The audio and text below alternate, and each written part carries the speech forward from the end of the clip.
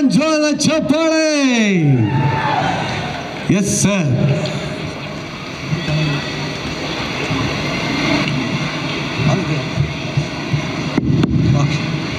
Okay sir, ನಮಸ್ಕಾರ. ನಮಸ್ತೆ. S, actually ಇತ್ತೀಚೆಗೆ ಬರೋ ಎಲ್ಲ ಸಿನಿಮಾದಲ್ಲೂ ನಿಮ್ಮನ್ನೇ ವಿಲನ್ ಆಗಿ ನೋಡೋದಕ್ಕೆ ನಮ್ಮ ಕನ್ನಡಿಗರೆಲ್ಲ ಆಸೆ ಪಡ್ತಾ ಇದ್ದಾರೆ. ಸೊ ಬ್ರ್ಯಾಟ್ ಸಿನಿಮಾದಲ್ಲಿ ಅವರೇ ಬ್ರ್ಯಾಟ್ ಅಂತ ಇಟ್ಕೊಂಡಿದ್ದಾರೆ. ನೀವೇನು ಮಾಡ್ತಾ ಇದ್ದೀರಾ ಅದರಲ್ಲಿ? ನಾವೇ ತರ ಟಕ್ಕರ್ ಕೊಡೋದು ಅವ್ರಿಗೆ. ಏನೇನು? ನಾವೇ ಟಕ್ಕರ್ ಕೊಡೋದು ಅವ್ರಿಗೆ.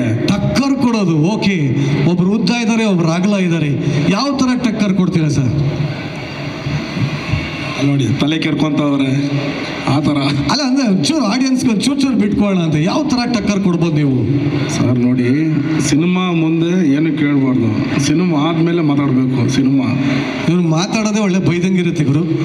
ಸ್ಟೇಜ್ ಮೇಲೆ ಅವಾಜ್ ಸಿನಿಮಾ ಮಾಡೋದು ಹಿಡಿದ್ಬಿಟ್ರೆ ಈ ಮನುಷ್ಯ ಸುಮ್ಮನೆ ಹಿಂಗೆ ಅಂದರೆ ನಾನು ಬಿದ್ದೋಗ್ಬಿಟ್ಟಿರ್ತೀನಿ. ಬಟ್ ಆದರೂ ಯಾವ ಥರ ಪಾತ್ರ ಸರ್ ಈ ಸಿನಿಮಾದಲ್ಲಿ ನಿಮ್ಮದು?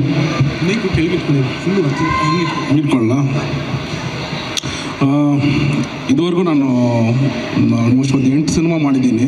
ಅದರಲ್ಲಿ ಎಲ್ಲೂ ಬಂದ್ಬಿಟ್ಟು ಈ ಥರ ನನಗೆ ಒಂದು ಚಾಲೆಂಜಿಂಗ್ ಕ್ಯಾರೆಕ್ಟರ್ ಸಿಗಲಿಲ್ಲ. ಮತ್ತು ಎಲ್ಲ ಕಡೆ ಹೇಳ್ತಾರೆ ಡೈಲಾಗ್ಸ್ ಕಮ್ಮಿ ಇದೆ ಸಿನಿಮಾದಲ್ಲಿ, ಆ್ಯಕ್ಷನ್ಸ್ ಜಾಸ್ತಿ ಇದೆ ಅಂತ.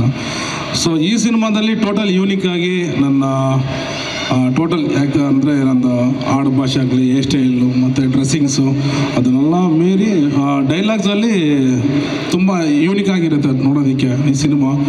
ಮತ್ತು ಒಂದು ಭೀಮಾ ಸಿನಿಮಾ ಹೆಂಗೆ ನನಗೆ ದೊಡ್ಡ ಮೈಲಿಕಲ್ಲಿ ಆಯಿತು, ಸೊ ಆ ಥರ ಈ ಬ್ರಾಡ್ ಸಿನಿಮಾ ಬಂದರೆ ನೆಕ್ಸ್ಟ್ ಲೆವೆಲ್ಗೆ ಹೋಗ್ತೀನಿ ಅಂತ ಒಂದು ದೊಡ್ಡ ನಂಬಿಕೆ ಇದೆ. ಯಾಕಂದರೆ ಆ ಥರ ಒಂದು ನೆಕ್ಸ್ಟ್ ಲೆವೆಲ್ ಡೈರೆಕ್ಷನ್ ಇದೆ ಸಾರ್ದು. ಮತ್ತು ಸ್ಟೋರಿ ವೈಸು ಎಲ್ಲೂ ಬಂದ್ಬಿಟ್ಟು ಯಾರಿಗೂ ಬೋರ್ ಅನಿಸಲ್ಲ, ಮತ್ತು ಎಂಟರ್ಟೈನಿಂಗ್ ಆಗಿರುತ್ತೆ.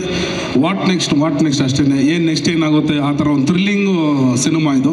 ಸೊ ಎಲ್ಲರೂ ಬಂದು ಥಿಯೇಟ್ರಿಗೆ ಬಂದು ನೋಡಿ ಸಪೋರ್ಟ್ ಮಾಡಬೇಕು. ಆ್ಯಕ್ಚುಲಿ ಇದರಲ್ಲಿ ಇನ್ನೊಬ್ಬರು ಅದ್ಭುತವಾದ ನಟ ಆ್ಯಕ್ಟ್ ಮಾಡಿದ್ದಾರೆ, ರಮೇಶ್ ಇಂದ್ರ ಅವರಿದ್ದಾರೆ. ಐ ಥಿಂಕ್ ನಿಮ್ಮದು ಅವ್ರದ್ದು ಕಾಂಬಿನೇಷನ್ ಇದೆ ಅನ್ಕೋತೀನಿ.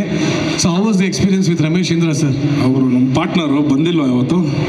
ಬಂದಿಲ್ಲ ಅನ್ಕೋತೀನಿ. ನಮ್ಮ ಪಾರ್ಟ್ನರ್ ಅವರು ರಮೇಶ್ ಇಂದ್ರ ಸರ್, ನಾನು ಪಾರ್ಟ್ನರು.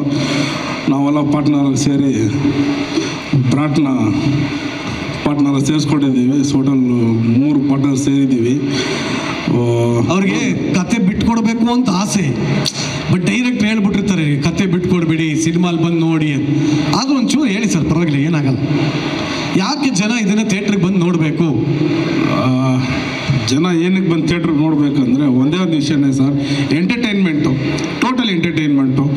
ಒಂದು ಆ್ಯಕ್ಷನ್ ಇವಾಗ ನಾನು ನೋಡಿದ್ರೆ ಎಲ್ಲ ಅನ್ಕೊಂಡಿರ್ತಾರೆ ಆ್ಯಕ್ಷನ್ ಇರುತ್ತೆ ಅಂತ. ಇಲ್ಲ ಬೇರೆ ಏನೋ ಹೀರೋ ಸರ್ ನೋಡಿದ ತಕ್ಷಣ ಬೇರೆನೇ ಇರುತ್ತೆ, ಫುಲ್ಲು ಲವ್ ಆಗಿರುತ್ತೆ ಅಂತ.